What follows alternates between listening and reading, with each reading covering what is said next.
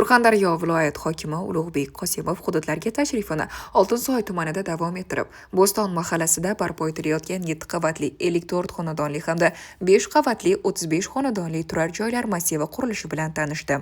Qurilish ishlarining borishi va foydalanayotgan materiallar sifati nazoratdan o'tkazildi. Shu bilan birga qurilish jarayonida texnika va hayot xavfsizligi qoidalariga rioya etish talab darajasida emasligi keskin tanqid qilindi. Mana bu yerda ta'kidlamiz, game plan tasdiqlab, narigi domda xulosasi qurilish normativlariga keltirilsin.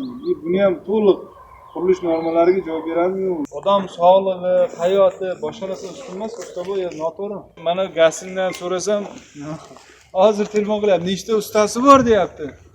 Nechtasining kaskasi bor deyapti. Undan tushib ketsa, kaska nima-yu? Boshqa narsa nima? U xudo ko'rsatmasin. Qarang, bir yilda usta piyoda ham yuribdi. Hozir bu quruvchingizni juda ham qattiq gapirib kelyapman-da. Umuman bu yerda qurilish normalari qo'pol ravishda buzilyapti. Oddiy bir normativ hech narsa yo'q bu yerda. Oldin qurilish qilganmi yo'qmi bilmayman. Bu yerda ko'p qavatli uy, bu yerda necha ming odam yashaydi. Hozir narigisini ko'rib yuragim chiqib ketdi. Uni hamma xulosalar berib yubordi. Endi bizlar mutaxassis emasmiz, lekin men ko'z bilan ko'rinib turibdi uni. Yo, noto'g'rimi nima? Hamma gulda farzandi ishlayapti, birovda otasi, birovda akasi. Endi buni birov urushib, majburlab qildiradigan narsa emas. Bitta ipni oddiy ipni shunday bo'lib qo'ysa, tushib ketmasin-a tepadan. Endi bizda bor-ku, bilmayman, bir nechinchi asrda quruvchilarimiz. Quruvchilar bilan bo'lib o'tgan suhbatda xavfsizlik qoidalariga qat'iy amal qilish bo'yicha vazifalar belgilab berildi. Shuningdek, mazkur hududda sanoat texnoparki tashkil etish yuzasidan mas'ullarga tegishli ko'rsatmalar berildi. Shundan so'ng davlatimiz rahbarining 2025-yil 28-martdagi respublika hududlarida mikro gidroelektr stansiyalari tarmog'ini rivojlantirish bo'yicha qo'shimcha chora-tadbirlar to'g'risidagi 129-sonli qaroriga asosan barpo etilayotgan mikro GES faoliyati bilan tanishildi.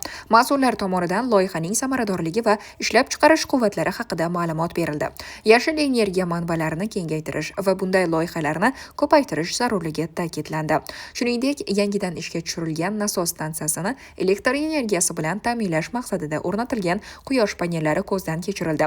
Nuroniylar bilan muloqotda davlatimiz rahbarining chekka hududlar va mahallalarga qaratayotgan e'tibori uchun minnatdorlik bildirildi. Hozir qarang, mahallalarga keldi, shaharlar hech kami joyi yo'q. Hamma mahallalar kerak bo'lsa, oshxonasiga qadar asfalt urib qo'yadi. Allohga ham xushvaqt qilib turibdi ishlaringiz, bandaga ham xushvaqt qilib turibdi. Buni to'g'ri bayon qilish kerak. Shukronasini qilishimiz kerak. Tasavvurda yo'q.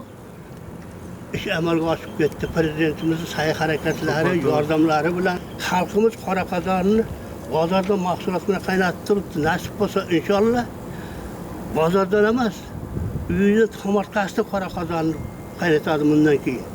Bor piyoda yurdik, aytganingizdek. Endi bironta ko'cha qolgan yo'q, asfalt bo'lmagan. Bo'lmasa abshirlarda yurgan bo'lmaydi. Ko'rdingizku? Hammani uyidagi men nimaga buni oyoqtiradim? Uyda uzum bo'lgan ekan. Dehqonchilik bo'lgan ekan. Umuman bir tomchi suv yo'q, qurib ketdi. Hammasi. Pastdagi 500 gektar uzum qurib ketgan. Mana hozir uzum egildi, xudo xolasa, suv bordi. O'rganishlar yakunida Ovchi mahallasida joylashgan 26-sonli maktabning mavjud binosini ta'mirlash va 270 o'rinli yangi o'quv binosini qurish ishlari ko'rib chiqildi.